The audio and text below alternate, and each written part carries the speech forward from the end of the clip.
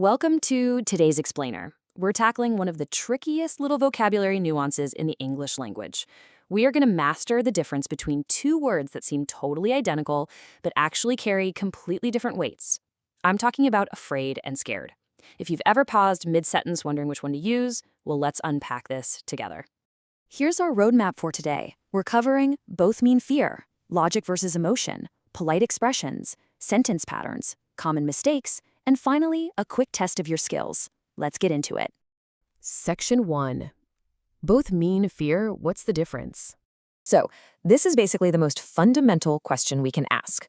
Both of these words essentially mean the exact same thing on paper, right? Yet native speakers just instinctively know when to use one over the other. It's incredibly frustrating. You look up afraid in the dictionary, it says fear. You look up scared, it also says fear. So why do you sometimes get a weird look when you swap them? The mystery here is that while they can often replace each other without breaking any grammar rules, the context and that unspoken feeling behind the words totally shift depending on your choice. Let's establish our baseline definition first. Afraid is an adjective, and generally it's used to show a state of fear, worry, or just a reluctance to face something. You know, like, I'm afraid of spiders, or he's afraid to speak in public. But here's a really critical detail. Afraid can also just mean a general sense of worry rather than actual physical terror.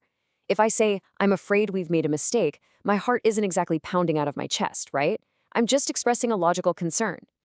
Now let's contrast that with scared. It's also an adjective, but this word is directly tied to a visceral, emotional reaction of fright. It's exactly what happens in your body when something startles you. Oh, and just a quick spelling note while we're here. It's S-C-A-R-E-D. No H in there, just in case you were wondering. Section 2, logic versus emotion. This is the key nuance. Take the phrase, I'm afraid of flying, versus I'm scared of flying. Grammatically, both are 100% correct, but I want you to listen to the tone.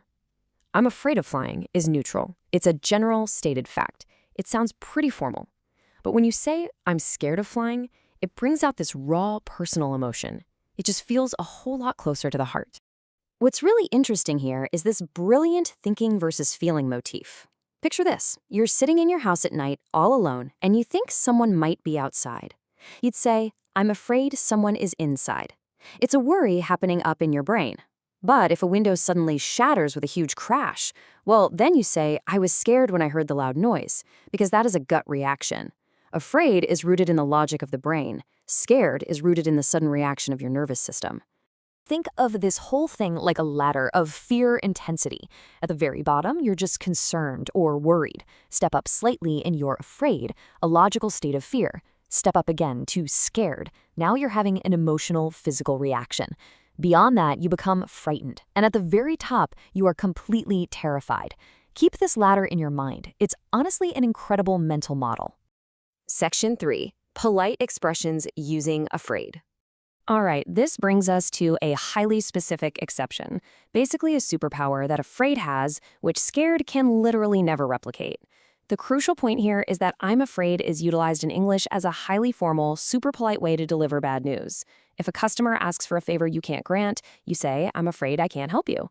It just means, I'm sorry I cannot. But if you were to say, I'm scared I can't help you, native speakers would be so confused. They think you were literally trembling in terror at the very thought of helping them. Let's look at a couple more everyday professional scenarios. I'm afraid we don't have any rooms available. Or if you need to gently correct a coworker, I'm afraid you're wrong. Notice how beautifully this softens the blow of that bad news. The word here has absolutely nothing to do with actual fear. It serves entirely as a polite professional cushion. Section 4. Sentence patterns. Let's talk grammar rules. Grammatically speaking, both afraid and scared play by the exact same preposition rules. You can be afraid or scared of a noun, like scared of spiders. You can use of plus an ing verb, like afraid of losing my job. You can use to plus a verb, like scared to ask him. And you can use that plus a clause, like afraid that we are late. The structure is identical for both words. But there is a fascinating little distinction between using of versus to.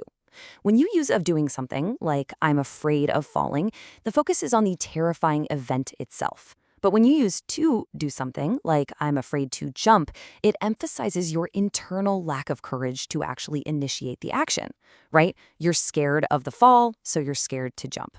It's a subtle but incredibly powerful way to express yourself precisely. Section 5. Common mistakes. Here are some traps to avoid. I see this one all the time, and I gotta admit, it always makes me smile. Please be careful with the word scary. If you're watching a horror movie and you want to express that you feel fear, you absolutely must say, I'm scared. If you accidentally say, I'm scary, you are literally telling everyone in the room that you are a frightening monster. The movie is scary, you are scared. And here's a quick preposition trap to avoid. I know in many languages, the direct translation involves being afraid from something.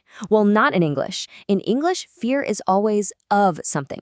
Never say, I'm afraid from dogs. It is always, I'm afraid of dogs. Make sure to lock that into your memory bank right now. Section 6. Test your skills. Time for a little practice. Okay, imagine this scenario. I saw a huge snake suddenly move toward me. I was blank. Ask yourself, which one is it? Are you afraid or are you scared? Take a second to think about it. The answer is scared. Excellent job if you nailed that one. Why? Because this is a sudden, shocking event. You aren't sitting around logically pondering the existence of snakes. One is moving right at you. This triggers that feeling motif we established earlier, a direct, immediate emotional and physical reaction. Let's try one more. I'm blank. I can't accept your offer. Think about the environment this sentence would be spoken in. Which word belongs in that blank? The answer is absolutely afraid. Remember our professional exception rule? You're politely refusing an offer, effectively delivering bad news in a formal way. Scared would be entirely incorrect here, because there's no emotional terror involved in politely declining a business offer. Afraid softens the message beautifully. You guys did incredibly well today. We've taken a blurry concept and given it absolute, crystal clear structure. So I'll leave you with this final powerful question. The next time you find yourself hesitating mid-sentence in a conversation, take a breath and ask yourself, are you thinking about a logical worry or are you feeling an immediate reaction? Use that to guide your choice, and you'll sound like a native speaker every single time. Keep practicing, keep focusing, and I'll catch you in the next explainer.